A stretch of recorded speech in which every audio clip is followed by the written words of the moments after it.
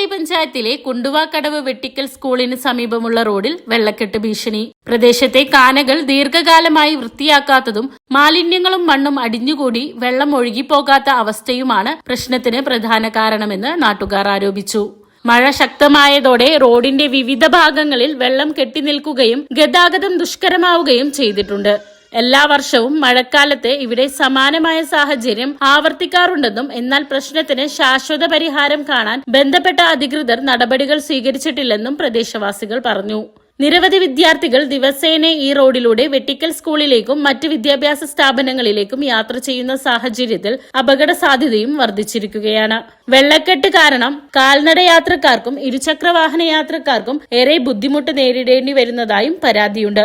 കാനകൾ അടിയന്തരമായി വൃത്തിയാക്കി വെള്ളം സുഗമമായി ഒഴുകിപ്പോകാനുള്ള സംവിധാനം ഒരുക്കണമെന്നും റോഡിന്റെ ശോചനീയാവസ്ഥയ്ക്ക് സ്ഥിരമായ പരിഹാരം കാണണമെന്നും നാട്ടുകാർ ബന്ധപ്പെട്ട വകുപ്പ് അധികൃതരോടും പഞ്ചായത്ത് ഭരണസമിതിയോടും ആവശ്യപ്പെട്ടു.